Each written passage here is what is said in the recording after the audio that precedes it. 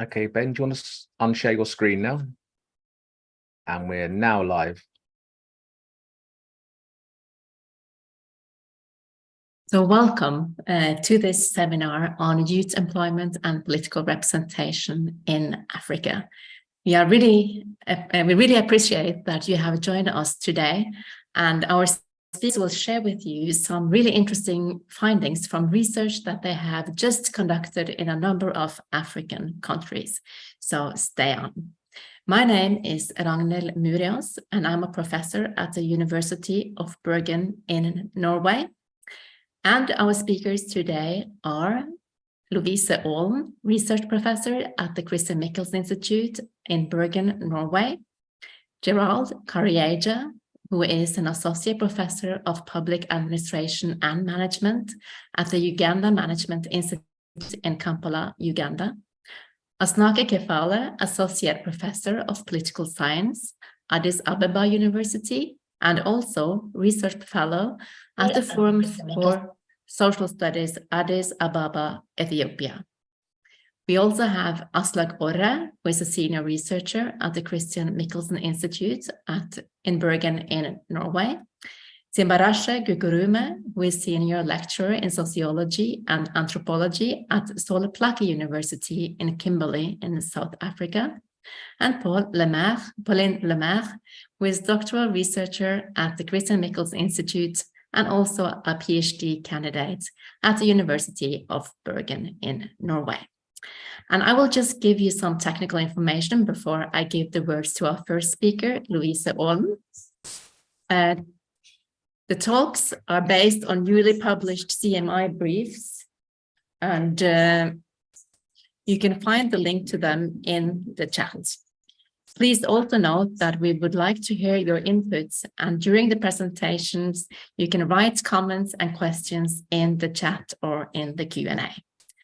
And if you also want to read subtitles when we are talking, there is a link that you can click on in the chat. And finally, the webinar is recorded and will be available on your IDS YouTube channel and at the CMI homepages.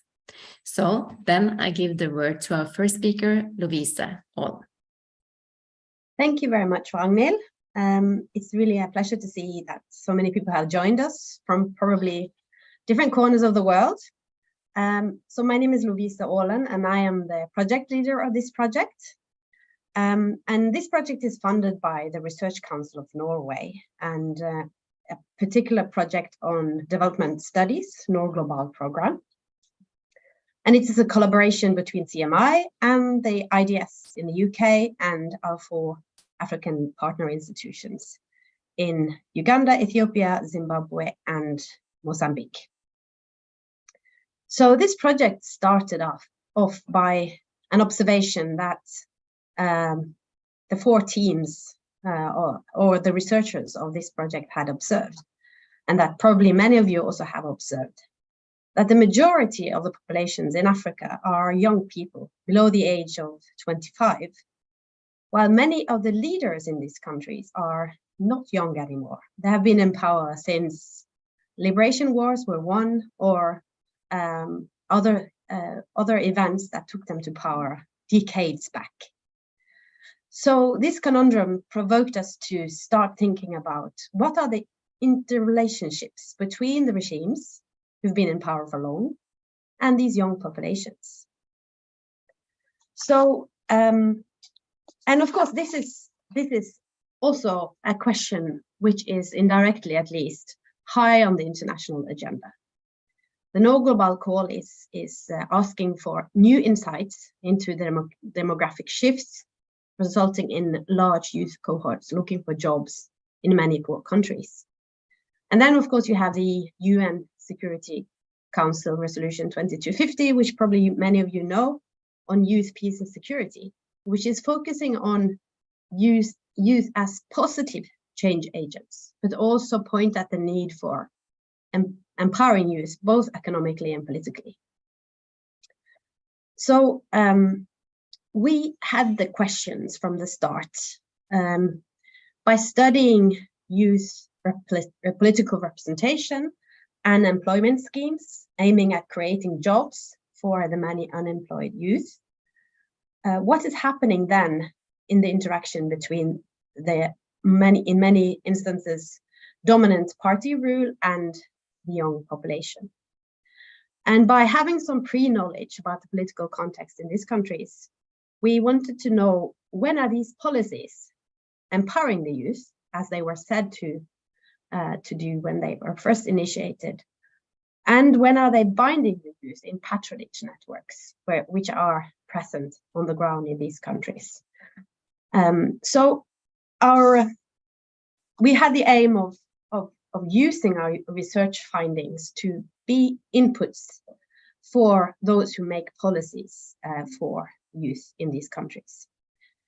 And we realized, after doing fieldwork in all these 4 countries, that youth policies may not always have the intended outcomes unless the political challenges of youth inclusions are addressed.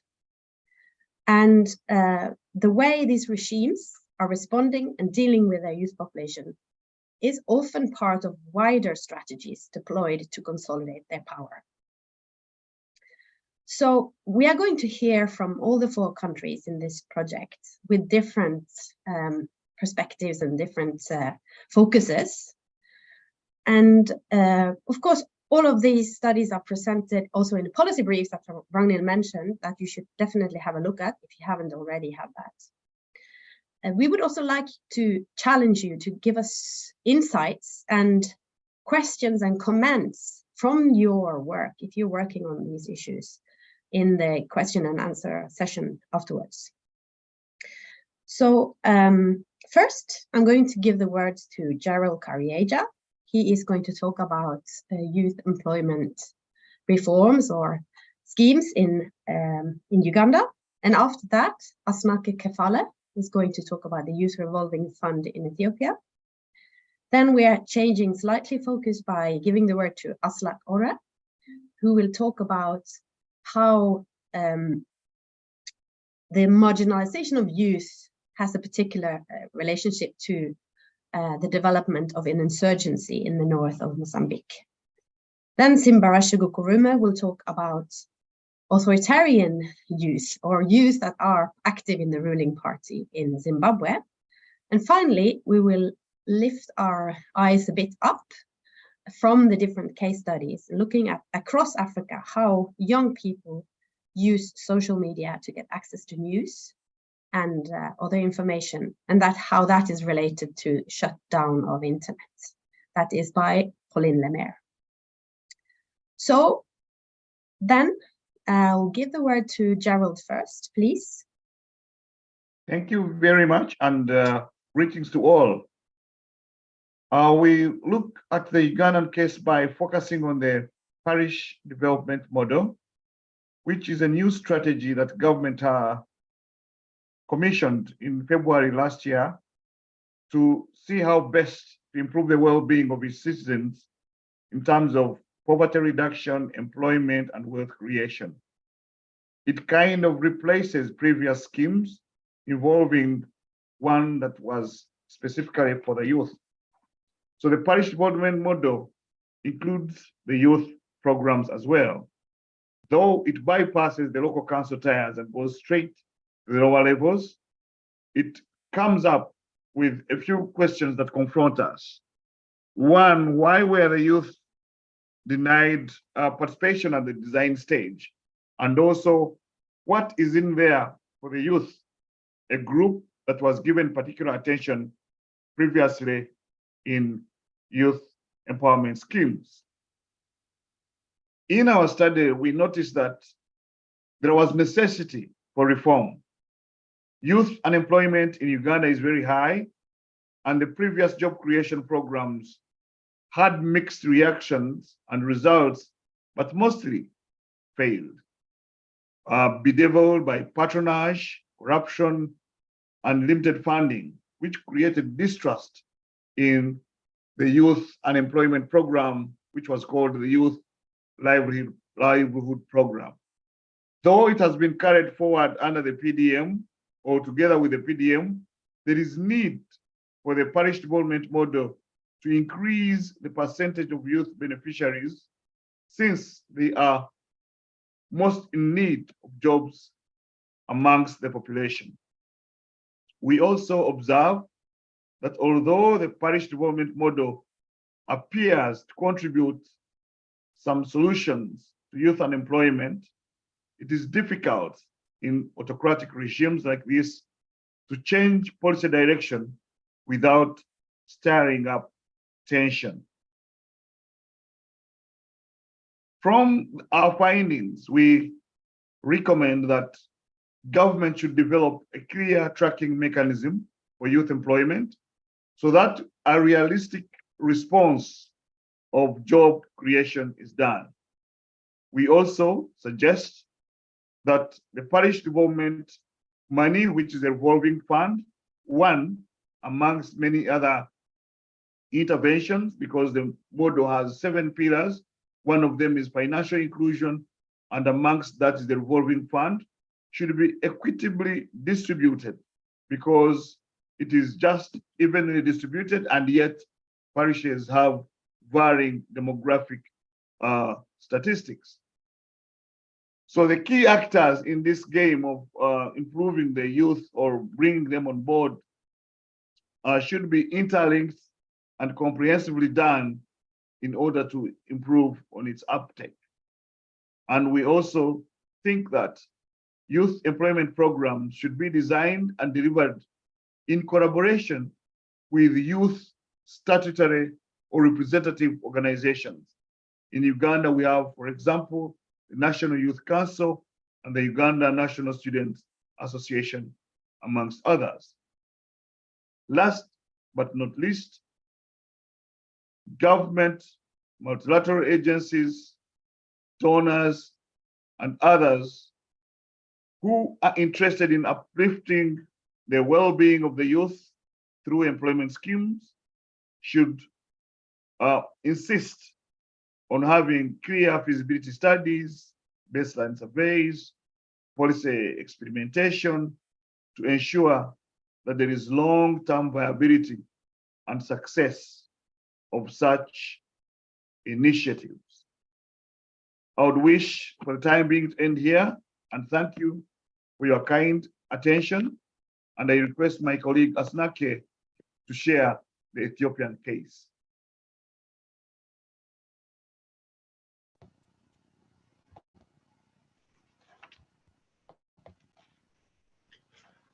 Thank you, Gerald.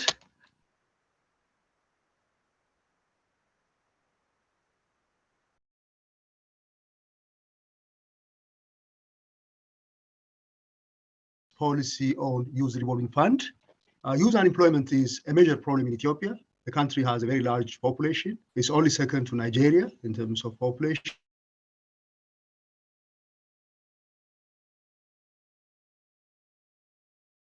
Okay, so Asnake, we do have some problem with the sound and also your video. So we have not experienced that earlier, so should we go to the next one on the list and then go back again to Asnake?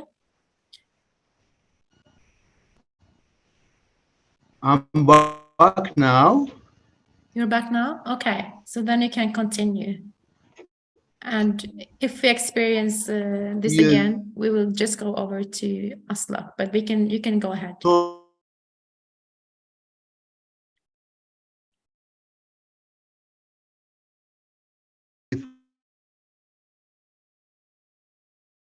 unfortunately, it seems to be a problem with the internet here. So okay.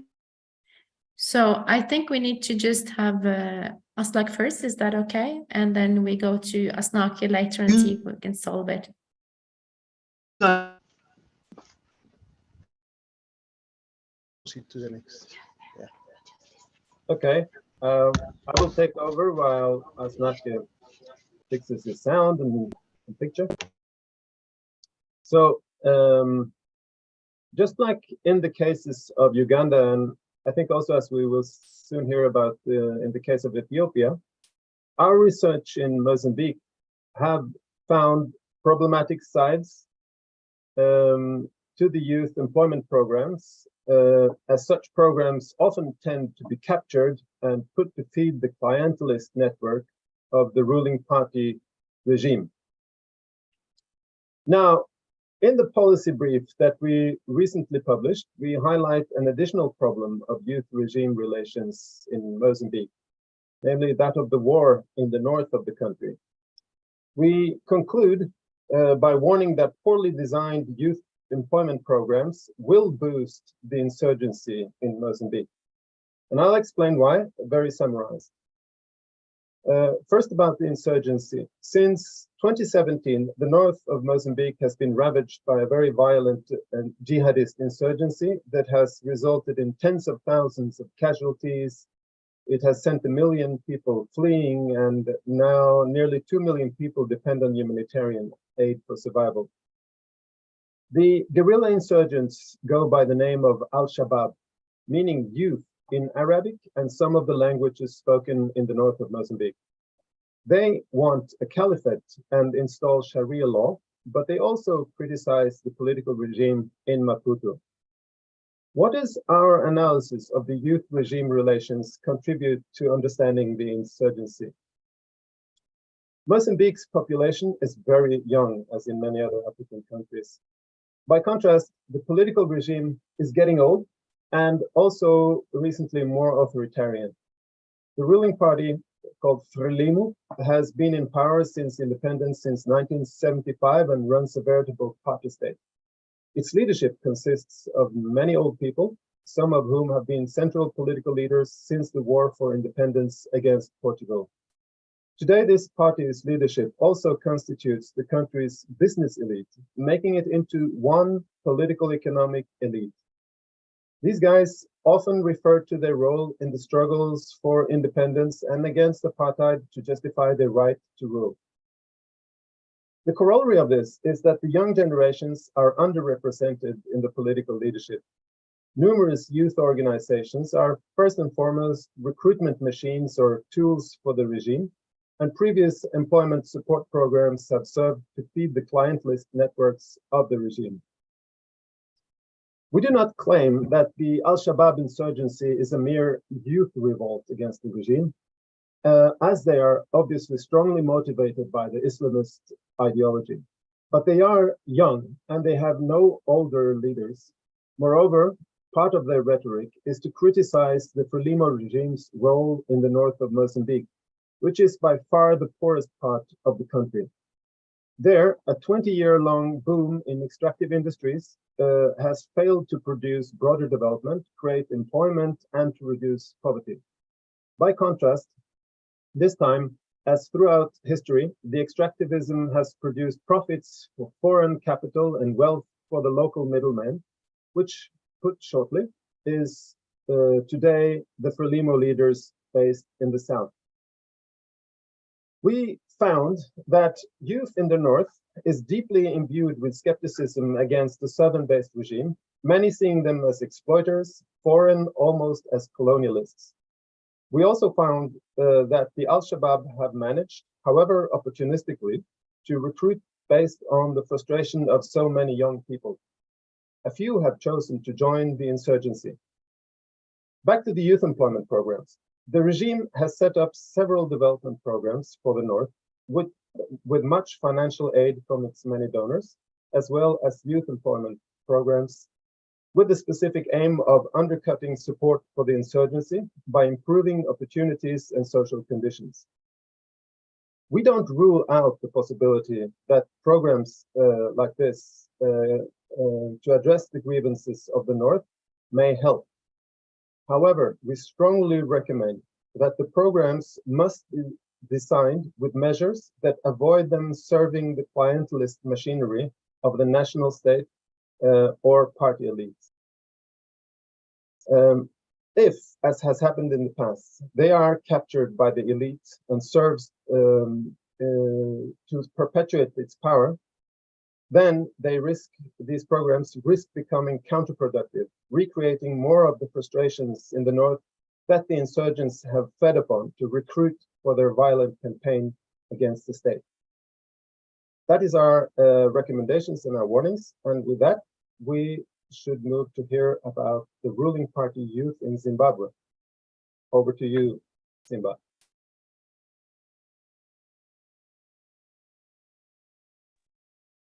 Thank you very much, Aslak. So our study in Zimbabwe focused on youth who are active in the ruling party ZANU-PF, a political party that has been in power for so many years, since independence. So the argument that we make in our study is that youth who are active in ZANU-PF, including those that are moderately active, are directly contributing to the reproduction of repression and authoritarianism.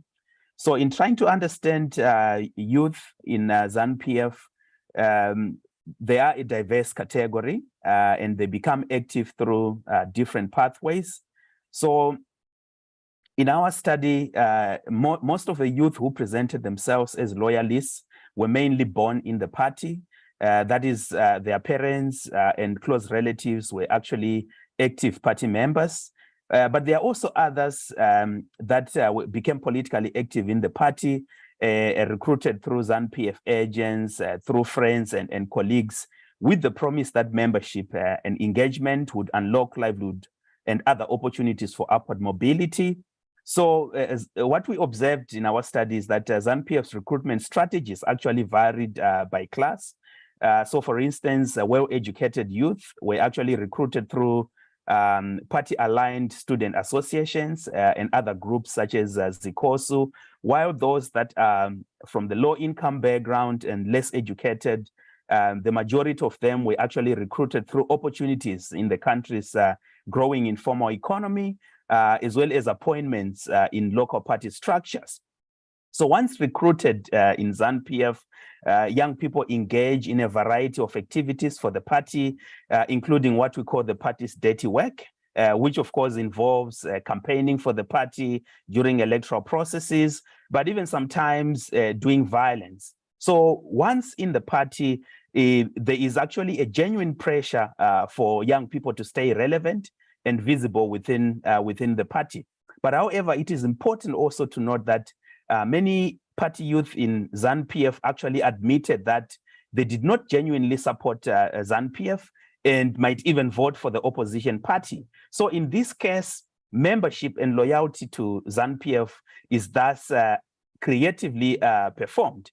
So these performing youth who are within the party, they carefully navigate expectations and requests, especially by senior party agents. So many of them expressed that they did not want to be in the forefront, neither did they want to be at the back for strategic reasons. So many of them preferred to be in the middle.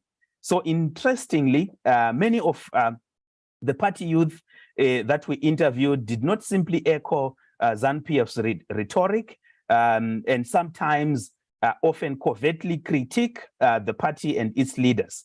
So for us, existing shades of activism within ZANU-PF, especially within the young people and the youth league of the party, is strong implications for thinking about interventions that are aimed at strengthening democratic governance in the country. So our key message from the study that we conducted is that youth who are active in the ruling party ZANU-PF are critical for the country's prospects for democratic governance. So in terms of our recommendations, we recommend that multilateral and bilateral donors that support democratic governance and interventions need to integrate a focus on youth and youth participation. In addition to that, we also recommend that existing programs on youth, civic education and participation need to integrate modules and risks, as well as implications of recruitment. In addition to that, we also recommend that donors operating in repressive regime settings need to design out-of-the-box strategies for identifying and working with moderate and reformist ruling party youth. Last but not least, we also recommend that civil society organizations need to promote meaningful peer networks in combination with educational and economic opportunities that dissuade young people from feeling that to engage in party networks in order for them to progress in life or enhance their upward mobility. Thank you very much for listening. Okay, so we should go back to Asnake Kefale, and I hope the connection is better now. He is in the office of Louise Ålen. So please, Asnake Kefale. Thank you. I'm sorry for the interruption. I'm going to take you back to the Ethiopian case study. Youth unemployment is a major problem in Ethiopia. The country has a large population, only next to Nigeria in terms of population size. A very useful population, close to 70% of the total population is under the age of 30. About 2 million young people every year join the labor market, but what the economy provides is little. So youth unemployment is a major problem in the country. The government adopted different policy measures to address the problem of youth unemployment. Earlier, there was the micro and small enterprises initiative, which had its own successes and limitations. But in 2017, the Ethiopian government adopted the Youth Revolving Fund, which was the focus of our study in this project. We studied the limitations and strengths of the Youth Revolving Fund. Interestingly, the Youth Revolving Fund was adopted at the middle of youth protests, which began in 2015 and led to the change of government in 2018. So it was a very political project. In fact, the fund was adopted at the middle of the fiscal year, the budget year, close to 10 billion Ethiopian birr, that was over 340 million USD was allocated to the scheme. And the scheme was very much important in terms of addressing the limitations of the earlier youth employment schemes. For instance, the youth who were going to benefit from this scheme were not asked for collateral. That was a major limitation in the past. And also no matching fund was required. The youth were organized in cooperatives, they were given training, they were given the loan, and the expectation was they are going to create their own jobs. The grace period for repayment of the loan was also long in comparison to the earlier initiatives. But in our research, we found out, by and large, the Youth Revolving Fund was not successful because of a range of reasons. Some of the major reasons for the lack of success in the implementation of this scheme are the following. The first one, political consideration. In fact, the scheme was adopted at the middle of protests, and the government wanted to pacify the youth by providing them this fund, employment creation. So the political element was very much important. Even now, the program is running and the political consideration undermines the successful implementation of the scheme. The second is very low repayment rate. The fund was meant to be revolving, but it's not really revolving.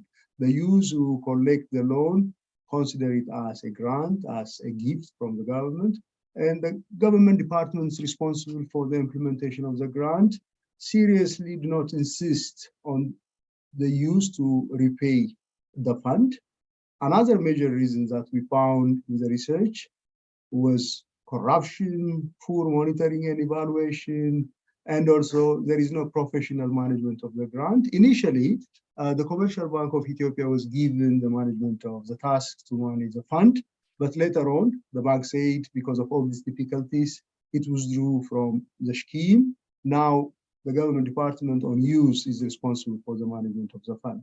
These are the major challenges with respect to the administration of the fund.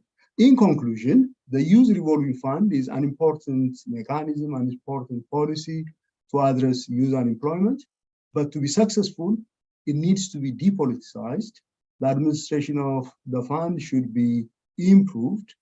So we have a few recommendations for donors and national governments. First, many international donors in similar kinds of initiatives participate. We recommend donors who are going to engage in similar kinds of activities need to do a political economy analysis to understand the politics of such schemes. As has been presented in the other case study, governments want to use such schemes to pacify the youth, to consolidate their power. And also donors, if they participate in similar schemes, need to see the participation of civil society organizations, youth organizations which are not part of the regime. Such a policy shift could help the improvement of the management of the scheme. For national governments like Ethiopia, it's important to depoliticize unemployment. Youth unemployment is a major problem. It has political, economic consideration, impact is.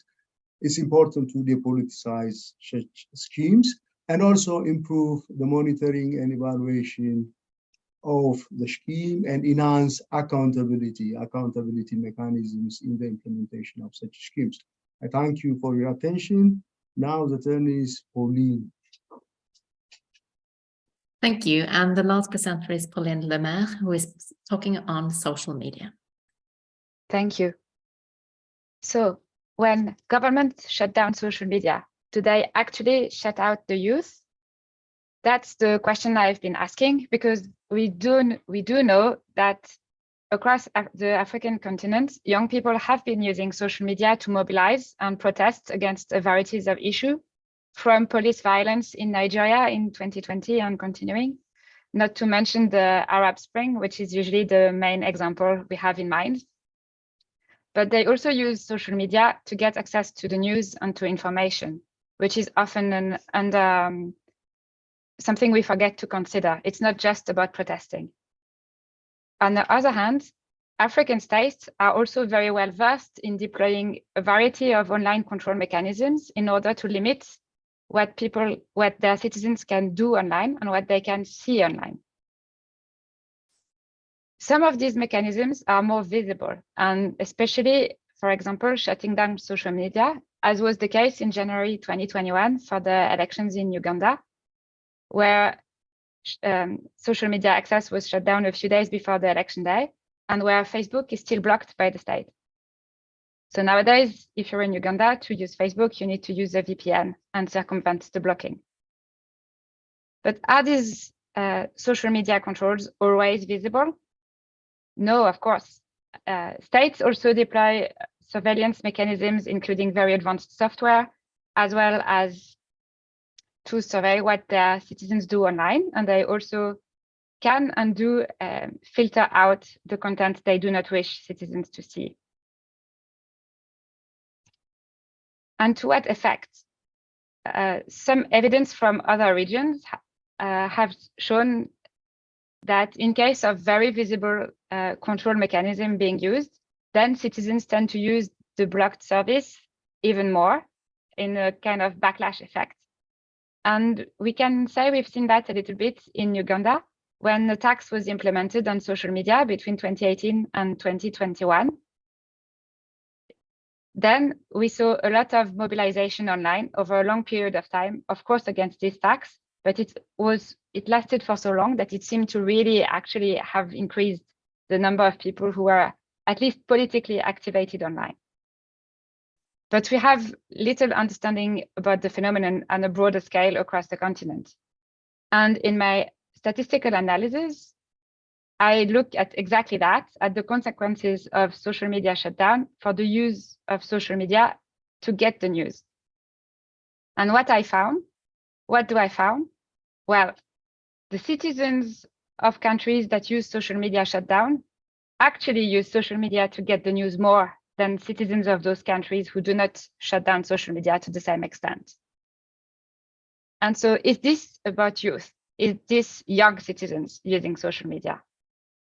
Actually, and surprisingly, the relationship is stronger for younger people, but it's even more strong for older citizens, those who are aged above 35. What I find is that citizens that are older use social media even more under shutdown than younger citizens in those countries that do shut down social media. But why? Well, there are a series of potential explanations. And the first one is about questioning the concept of digital native. We assume that young people, because they are young, use social media, But an important question is about who has the means to access social media. And when social media is blocked, it's quite costly to use a VPN, bypass the blocking, and get the news online. So that can be a first explanation. The second explanation can also be that the young people who have the means to access social media nowadays already use it. And so the increase is bigger among older cohorts because they were not already using social media, but get interested, and they have maybe more affluence and more means to spend on that. Of course, the reverse could also be true. That is, states shut down social media because a broader range of citizens use it, both younger and older citizens. In my analysis, I try to control for this and to really study the relationship in a clear manner. So I don't believe that's the case. I really think what we see is adoption and circumvention. So what? What can we do? Well, donors should consider when funding freedom of expression intervention that internet and social media are often controlled by the state. And civil society organizations should continue the work in developing digital literacy, including how to circumvent blocking and other forms of control. And overall, we should remember that access to social media is not really about being a digital native, and that there is more to it than this, and that we should target all age cohorts. Thank you. Thank you, Pauline. I will now, there's been some really great presentations here, and we can see that there are coming questions into the chat. But before we go on to ask questions from the audience, we have prepared two discussants. And I will present and give the word to the first one, which is Liv Hernes Kanvik, who is the Policy Director at the Department of Human Development, Section for Human Rights in NORAD. So please, Liv Hernes Kanvik. Hello, thank you very much. Can you hear me? Yes. Very good. Thank you very much for very interesting presentations and briefs, which I also read prior to this webinar. I think it was already pointed out that globally the world has never seen such a young population as we face today, and that in Africa, the average age is below 20 years, which contrasts with their political leadership in many African countries. This demographic development represents an enormous potential for social, economic, and political development. But this presupposes that the younger generations actually have access to good quality education and vocational training, good health services, safe and secure food, and a decent work life and social security nets. At the same time, we see that young people are often ignored and under-prioritized in questions regarding development cooperation. Even though today's generation of youth face cross-cutting and coinciding challenges, such as climate change, war and conflict, inflation, and long-lasting effects of the COVID pandemic. These are effects that they will live with in the years to come. In the 4 country-specific briefs, there was one sort of set of recommendations which, to me, at least to my understanding, cut across the briefs and seem to, in different ways, address similar issues.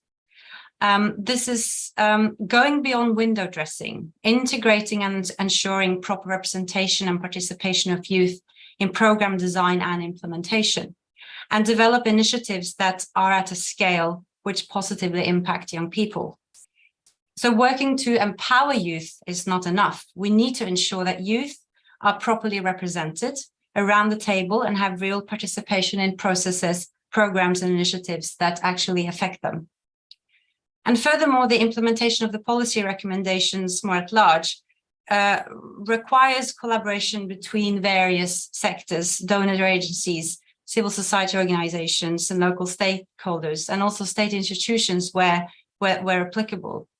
The policy recommendations cannot be achieved by us working in silos. And donor agencies should, through their partners, work closely with local communities, including youth, to develop programs that meet the specific needs and address the challenges they face in promoting democratic governance and youth participation, because they inhibit the contextual knowledge and know-how. And I think there's a specific need to understand the local context in which also youth employment programs or other programs are being implemented. And these briefs really do provide really good contextual analysis that need to be taken into account. And donor agencies and civil society organizations can design sound risk mitigation strategies to prevent political elites from capturing and manipulating youth employment and entrepreneurship interventions in authoritarian regimes. But then again, that requires context-specific analysis, I think.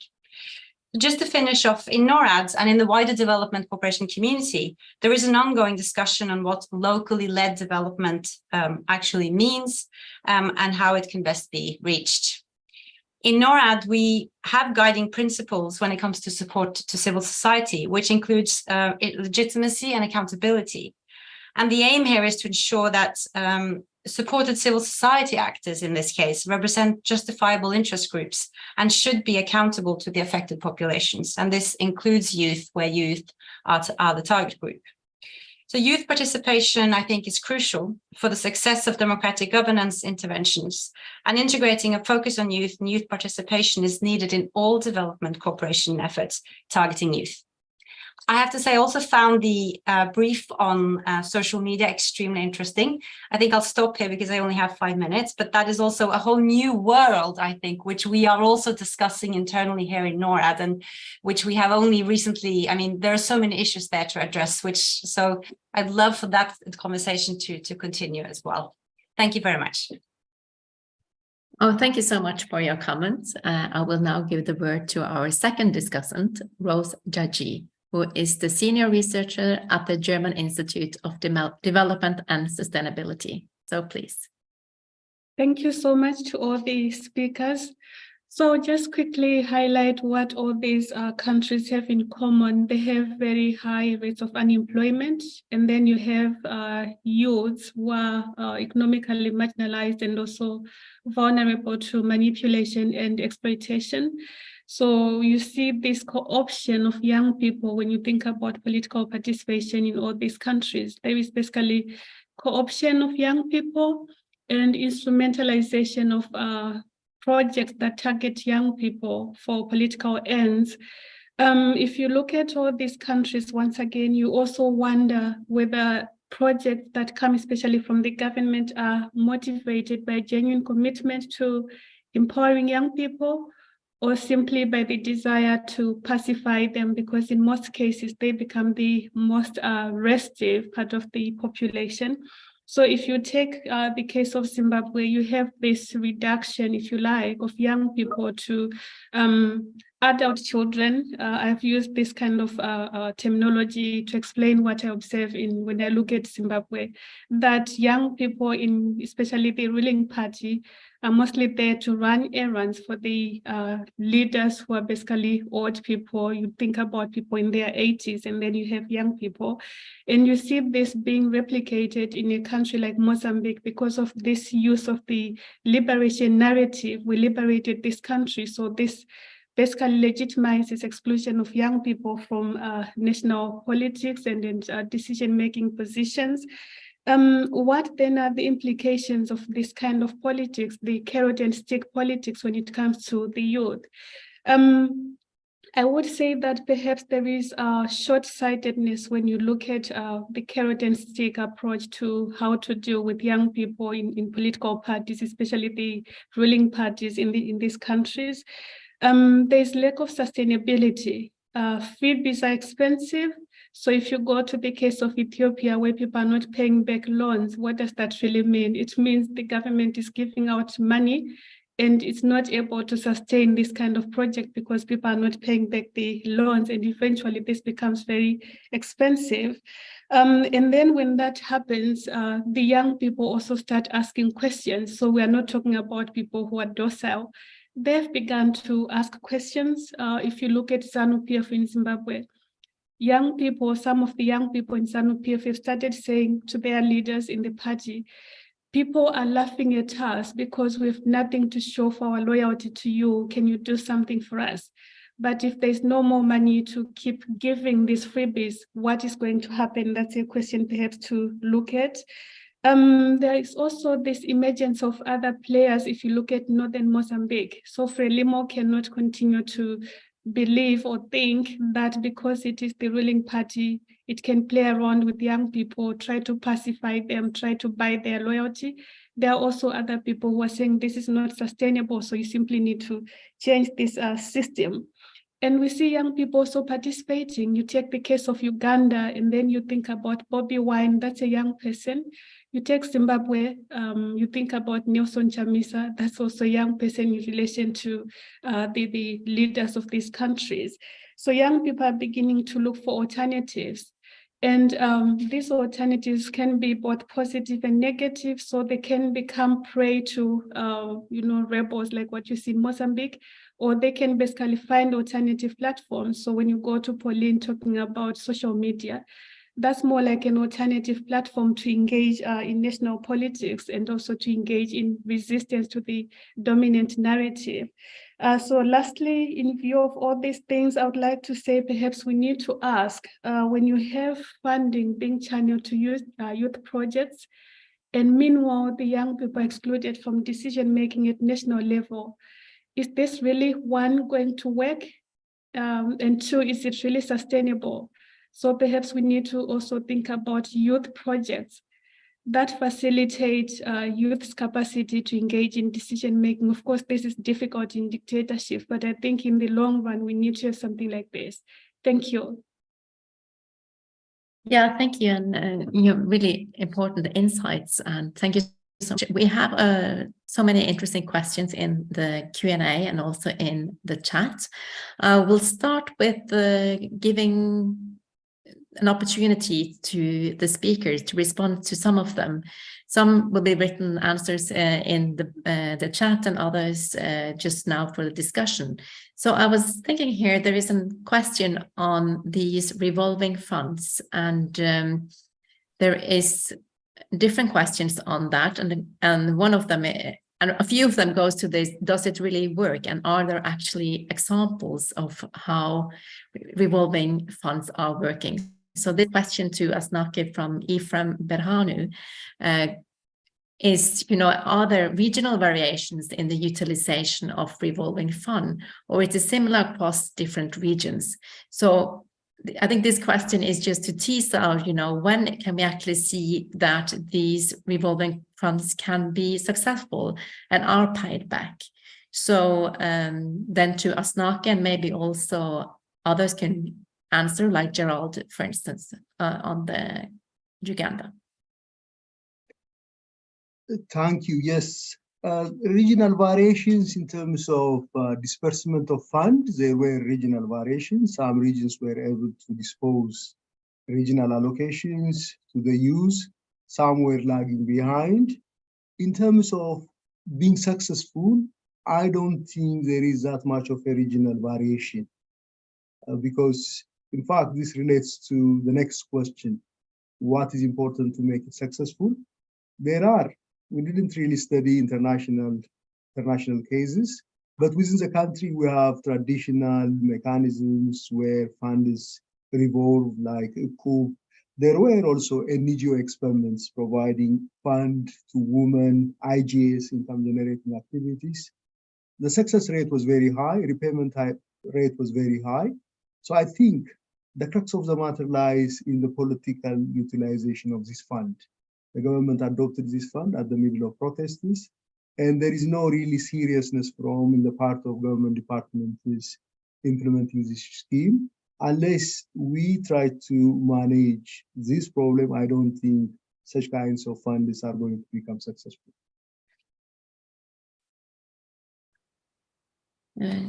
No, and so there is also a question here that also could go out to many in the group. And so, of course, this case study is and where these employment schemes and other youth employment schemes are discussed and studied, there is, of course, the challenge of autocratic regime. So there is a question from Thomas Teacher here.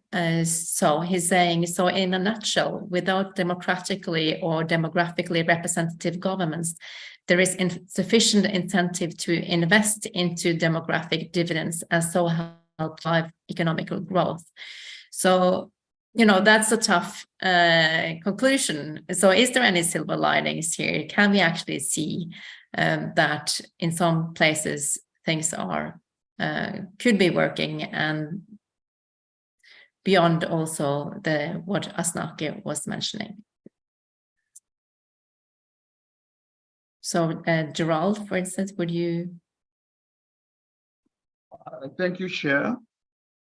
It's true. Well, one can argue that without democratically and demographically representative governments, the incentive would be minimal.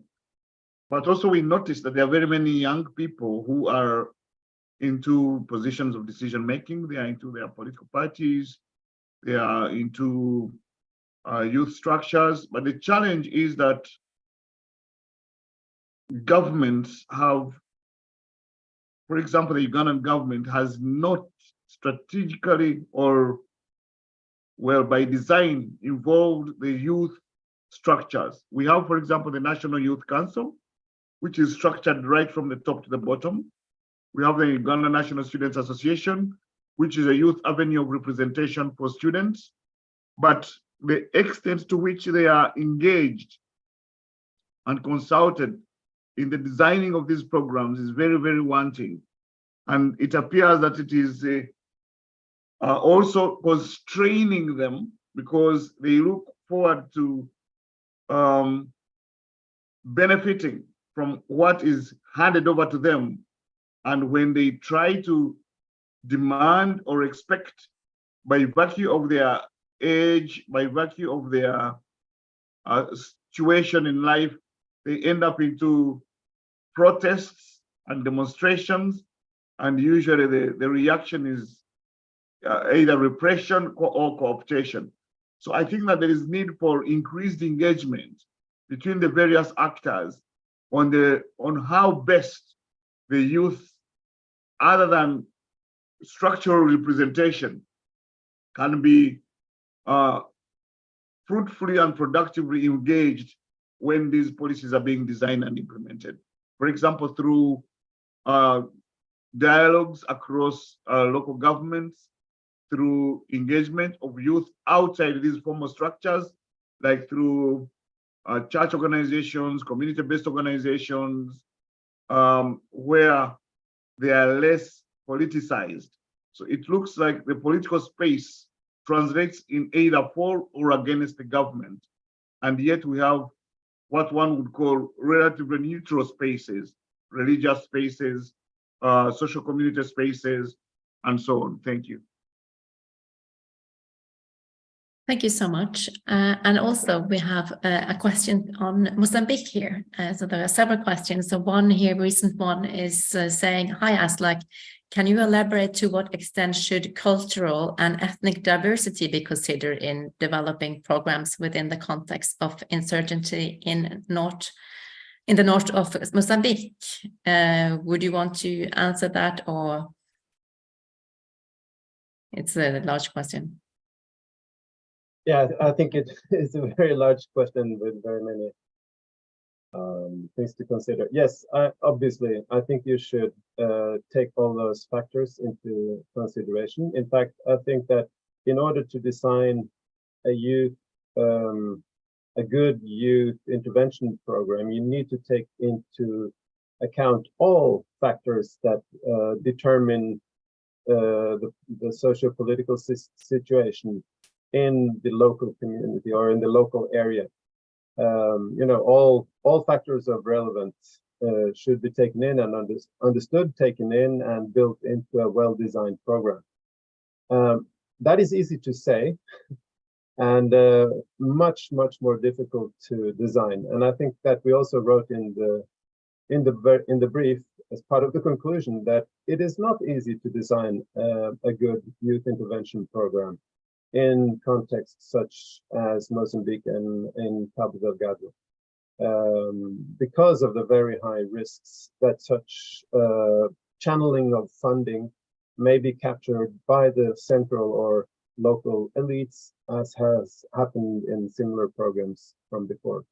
But anyway, I agree with Crescencio's underlying comment here that yes, all local factors should be taken into account, including cultural, religious, linguistic particularities at play. And because these are things that may determine whether or not locals have access to funding or not. Thank you. So there is also a question on social media from Mohammed Dejan Asen. Writing that I think social media are very important to produce, share, and consume relevant information for the youth in particular. But however, it is also abused by fabricating false and misinformation to fuel ethnic and religious conflicts across Africa. At the same time, government is using this as an excuse to suppress freedom of speech. So what is your recommendation to strike a balance here, Pauline? Also, yeah, big question, but what is your take on that? Thank you. It's a very difficult question. And actually, I put in the chat a link to a blog post on the research article I published with 2 other co-authors, where we ask exactly that question: how do African countries react to hate speech and fake news, especially in a context where there is extremely little regulation by platform companies in those cases. And what we find in this paper is that legislating against hate speech and disinformation is actually a tool for authoritarian government overwhelmingly, and not so much used in other contexts. And so our recommendation in that paper is that what we really need is more multi-stakeholder approaches that could really try to strike a balance and to really understand how legislation is abused to make sure proper, more robust legislation is used, if that is to be the best solution. Oh, thank you. And then just the last question here also on which includes Zimbabwe. So, and then it's a question to you, Simbarasha Gukurume. And that is, in case of government policies towards the youth in Zimbabwe, Ethiopia, and Uganda, and all focus on creating youth loyalty and patrimonial system that brought no success in either creating local youth to government or economically empower the youth, is the case, what would be actually the alternative you see, from speaking from the context of Zimbabwe? Yeah, thank you very much for raising that. Yeah, I think it's quite problematic. I think we also have youth revolving fund experiences within the Zimbabwean context. But I think the results are almost similar as other countries that have been presented here today, where many young people that are active in ruling party regimes actually view these as freebies for the work that they do, including dirty work. And as a result, they don't have an obligation for paying back. So instead of empowering the next youth, much of this money has been used to buy new cars, to buy new clothes, to get married. And I think it can also be seen as a form of resistance to these ruling party regimes that try to, manipulate all these youth funding projects, as a way of trying to pacify young people. In Zimbabwe, I think there was an attempt at commercializing some of these youth funding projects through what they call the Empower Bank. But unfortunately, it's something that has been created by the state. And as a result, that also comes with its own problems, especially with regards to who gets what, and also mechanisms for ensuring that the money is actually used for projects and then returned back so that it benefits the next group of young people. So these are some of the challenges that are there. But I'm sure if there are mechanisms that are put in place to ensure that the money actually functions as a revolving fund, and that there is impartiality and depoliticization, then there would be some semblance of success in some of these revolving fund programs and projects. Okay, thank you. So thank you to the audience for being with us and asking all these interesting and challenging questions. Thank you to all the speakers for presenting, and also for the discussants who raised really important insights into the presentations. So Lovisa Ålen, would you like to kind of round up and have a last word here? Yes, so thanks so much for the very interesting presentations and questions and discussions from the discussants. I think it was really fruitful, but it also shows that probably this conversation should continue. And I'm really happy if people read the policy briefs and that they contact us if they would like to continue that conversation. So all in all, I'm really very happy about the outcome of this seminar. I want to also use the opportunity to thank Salvador Forquila, who is in Mozambique now. He's also a co-author of the Mozambique study. And Mariuke, who has a Ostrorum at the IDS, who has been responding to questions in the chat. They're also part of the project. So yes, I think I'm ending here and really grateful for all the interesting engagement we have had here. So thank you all, and well, have a nice evening or day, depending on where you are in the world. So thank you all.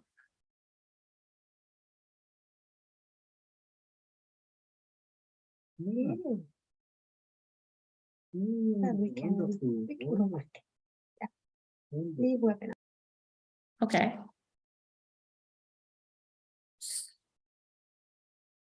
Is it just